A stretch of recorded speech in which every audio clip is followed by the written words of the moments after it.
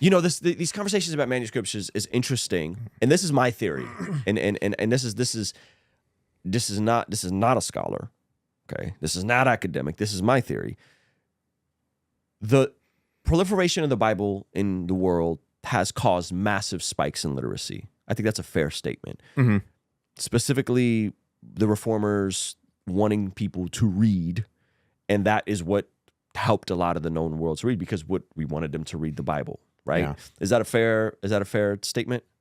Yeah, I think what we consider public education was largely a movement by individuals like John Knox in order to get the Bible in the hands of regular people. Yeah. Yeah. And so I love that we can have a direct through line to world literacy rates and the Bible being published and people getting it into their hands. Yeah.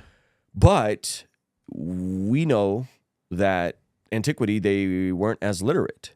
And you made the point when we were just offline a bit, you said that the first ever Bibles that they had access to were more audio Bibles, that they were reading the scriptures to the people, and they didn't have the immense access that we have with so many scriptures. So I guess my question to you is, like, does church history look different if folks in antiquity were more literate?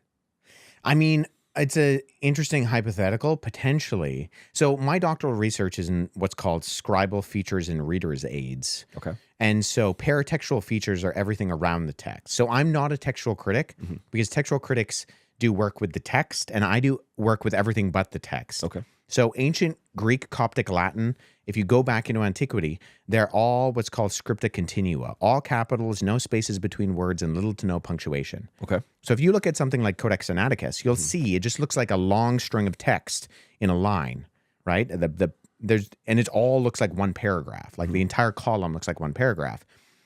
What Christians start to do is they start to do things like put spaces between the letters, and develop things like what we would consider modern day paragraphs or indentation or outdentation or these kinds of things. So I study those things for the purpose of getting to the conclusion of whether you can look at a manuscript and conclude whether it was produced for public or private use. Interesting. And based on that, what does that tell us about, say, the sociological development of the early Christian communities?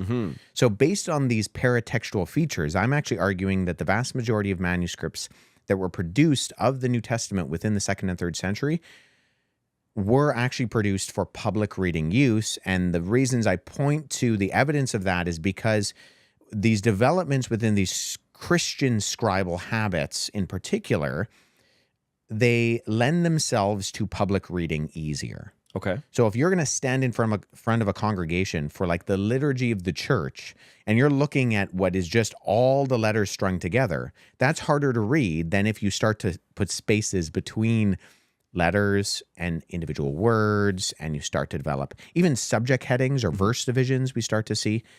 And when Christianity is decriminalized in 313 at the Peace of the Church by Constantine, other scribes and people who are producing text, they look at what the Christians are doing, because now it's no longer illegal to like produce and possess these documents, and they go, hey, that's easier to read.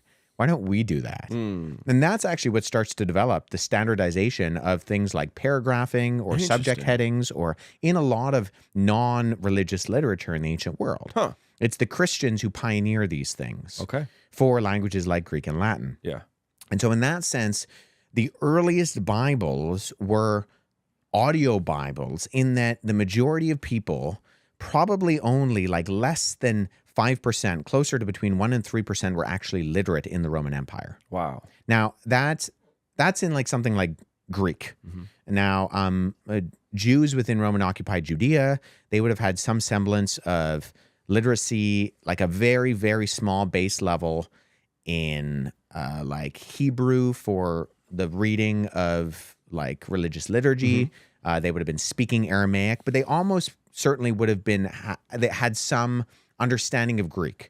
I think it's fair to say that the evidence from archaeology and even things we see in the New Testament with Jesus talking to the Syrophoenician woman or talking to Pilate or talking to Roman soldiers points to the fact that he would have been speaking to them in Greek, not in Aramaic. So Jesus was likely bilingual. Oh, almost certainly. Okay. Trilingual, multilingual. I think it just makes sense. They were speaking Aramaic on a day-to-day basis. They would have had some understanding of Hebrew, particularly religiously. When Jesus reads the scroll of Isaiah in the synagogue, he's probably reading from a Hebrew copy, but he could have also been reading from a Septuagint Greek translational copy. It's a potential. We don't know for sure. Yeah. But we have Greek inscriptions in synagogues from the first century in Jerusalem. So there's a multilingual basis of the ancient world that we today, say living in English-speaking North America, we don't need to be bilingual in the same way, whereas the ancient world was. And if you were coming from Rome, you would have known some Latin, right? So there's just a basis for this where you have a lot more going on. And so when you're talking about antiquity, most people could not read or write other than maybe like their name or like there's some evidence of street signs in some areas within the Roman Empire where you can tell that the person really didn't know how to write properly because it's the wording is awkward or that kind of thing. But then there's also evidence of graffiti. So obviously this, whatever you want to call him, criminal vagabond, is writing graffiti on the side of the wall and using Latin and Greek. The criminal is literate in Latin. Yeah, right. So, and some of our earliest evidence for Christianity, the Alexamenos graffito in Rome and the Palatine Hill. Alexamenos worships his god, right, is mocking Christians, and it's inscribed in Greek on the wall. Wow. So it's... there's a debate as to the literacy levels, but they're probably pretty low. And Christians almost certainly would have heard the Bible read in liturgical use from Christians who could read within the Christian communities, right? We get this.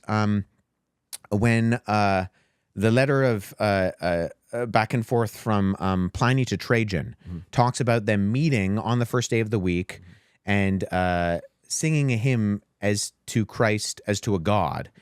And then there's some conversations within early Christianity about them reading together these books.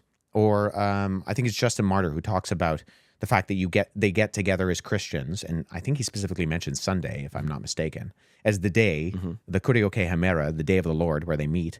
And you read, and he calls the Gospels... he uses this particular phrase that I'm now forgetting in the moment. The memoirs of the apostles. He calls the Gospels the memoirs of the apostles, and that they're read within the community along with the Psalms and the prophets. And so there were people who were literate, but the people who were literate would have been reading to the people who weren't literate, and that would have been the majority of people within the Christian communities. Yeah, that's fascinating because I just think about the immense access that we have to the scriptures now. And how, I mean, even something as simple as like the Blue Letter Bible, which is a free resource that you could easily pull up the Greek and the Hebrew and look at the words. I have like the Logos Bible software. We have so much access. And I think oftentimes Christians just take it for granted where these folks, they didn't have as much access as we did, and nor could they read. You said you found some more specific numbers around what a book would cost. You said the letter of Paul. Yeah, so there were some statistics done because it's largely based on the number of words that are. So you take the materials and scribal assistance and the time that's estimated for the cost of the letters. So the Book of Romans would have cost $2,275 in USD. Philippians would have cost the equivalent of $517. 1 Corinthians, $2,108. Philemon, $101. And 1 Thessalonians, $225. And so that's largely based on the fact that you have words, right? So Cicero, on average, writes 295 words in his letters. Okay, Seneca, 995 words. Paul's average is 2,495 words. Okay, so think about the Gospel of Luke. Okay, so if Paul is writing the letter of Romans, and that costs $2,000 plus, the book of Romans has around just under 3,000 words. the Gospel of Luke has 18,450 words in it, Greek words. Yeah, it's a lot. So how much would that cost? Probably way more. A lot of money, Yeah, right? yeah. So if we really like crunch the numbers, these were costly documents to possess. And so it would have been a sacrifice to own these things. And yet the Christian community not only produces these texts, but produces these texts at a rate and level that is unprecedented, considering that they're largely lower income. They're largely actually women.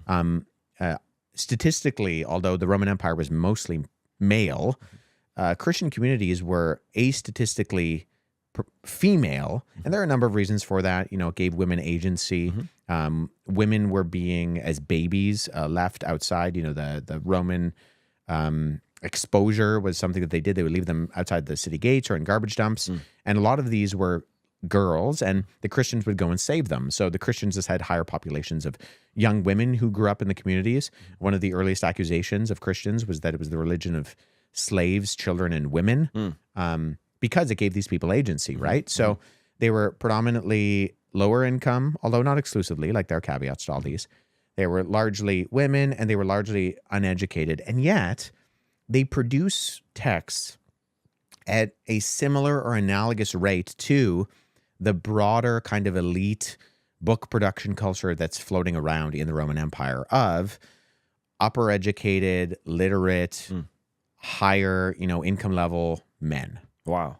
That's in my opinion pretty remarkable in and of itself, that these are lower class folks that are producing and getting their hands on these documents.